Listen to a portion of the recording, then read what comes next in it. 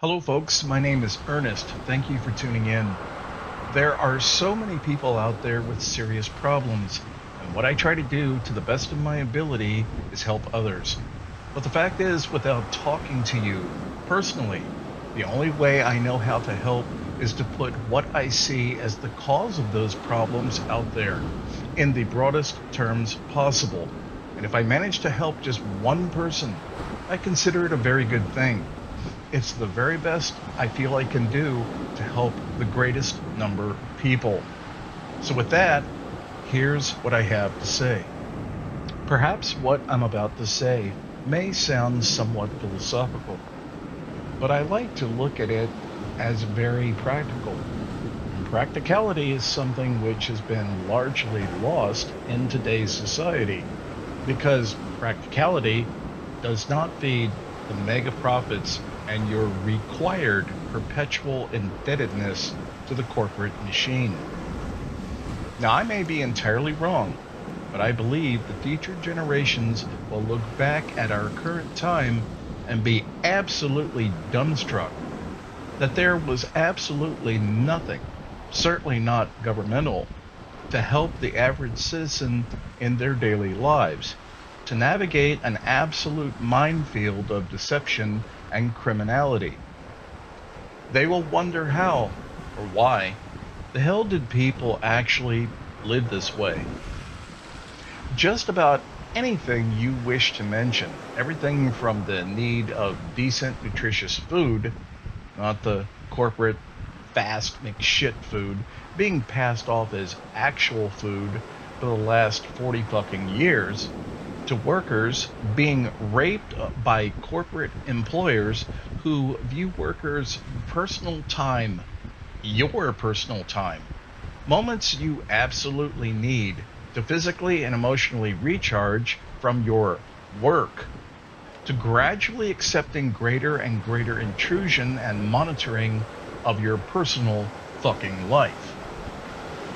Yes, just think about this for a moment. Assuming by some miracle we actually make it through this Orwellian nightmare, I believe it's only predictable and realistic that future generations will ask not only how we lived this way, but why the fuck we lived this way. I would like you to stop for a long moment and actually think about what I just said. In the current times that we're living in, all of the crazy, all the badness are simply symptoms of incompatibility issues. And those incompatibility issues, to speak in the parlance of our times, are a failure to deal with FUBAR, which, for those of you not familiar with the military term, means fucked up beyond all recognition. So, to go directly into this, if you believe that everything I've said up until this point is basically true, then the obvious next question you're probably asking is, if that's the case, what the hell are we supposed to do? Well, that's a very good question and a logical one. But before I can go into that question, first and foremost, we have to first define exactly who exactly is we. Think about this for a moment.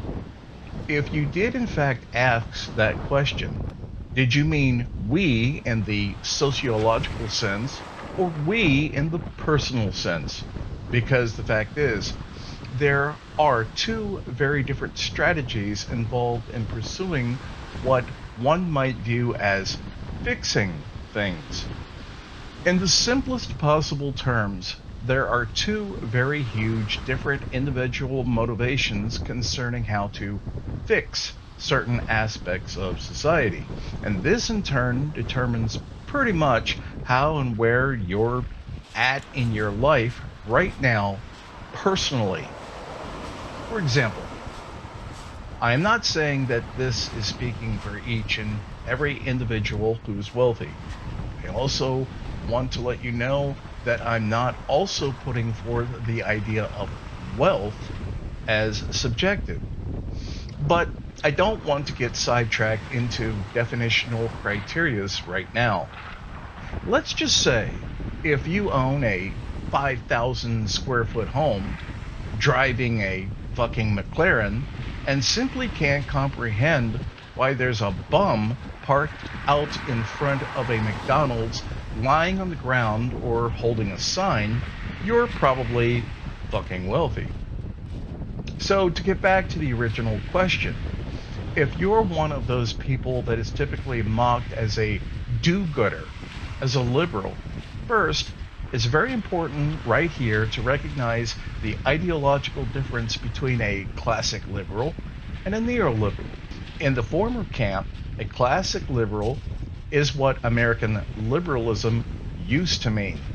In the latter, neoliberalism is the liberalism that America has unfortunately become, meaning people who ideologically identify with corporations, but in reality are just fucking Republicans who also smoke weed.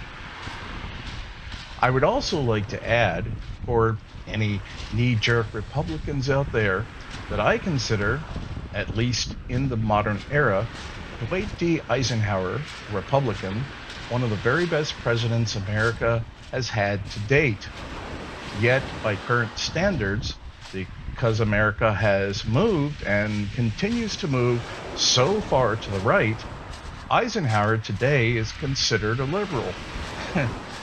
Jesus H. fucking Christ. Now, if you happen to fall into the former camp, I absolutely understand and identify with you. But for me personally, one area of classic liberalism I don't agree with is pacifism. And as I've stated many times before, pacifism is cool and interesting, but it'll also get you fucking killed.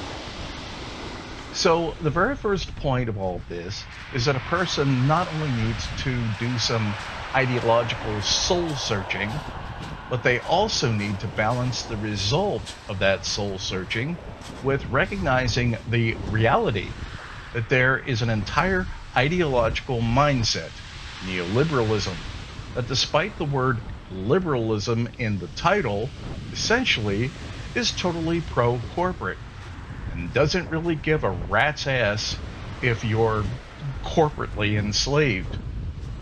So bearing all that in mind, a person has two very broad choices.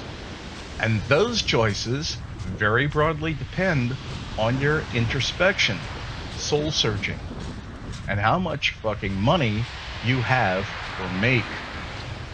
Let's say, for example, you're a pretty well-off classic liberal.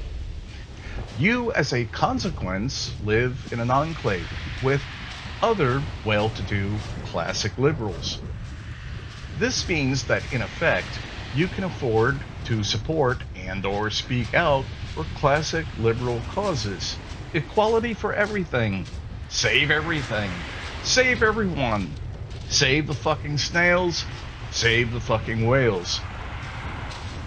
But the thing is, you can say and do all of this because you can afford to do so. I'm not saying it's not necessarily good that you stand behind these things, as I'm not by any means a proponent of plutocratic fascism myself. But the life of a well-to-do classic liberal stands in stark contrast to the very survival that most working-class Americans find themselves in today. Most working-class folks are not concerned with organic anything, or if shit is gluten-free and saving the fucking whales and saving the fucking snails. They, like me, are simply trying to survive, keep a roof over their head, and fucking eating. Period. So if you happen to fall in the former camp, such as myself, your options are more limited. And perhaps most importantly, the necessity of adapting a realist philosophy for your survival should be a priority. I need to wrap things up at this point, but I do want to leave the proposition open that if you are interested in a part two to go a bit deeper into this, simply let me know. You can contact me directly via my website contact link in the description below. I would like to leave you with this. It's entirely possible that you might find yourself in the former camp I mentioned earlier, but simply don't have the knowledge or skills that are going to be required for your survival. I totally and completely understand that. So, depending on where you are at in your life, I'm talking about balancing not just your values, but your inherent wants and needs, along with your unique and individual abilities. I invite you to reach out to me. I would love to discuss those aspects with you. Until next time, this is Ernest, and that's all I've got for today.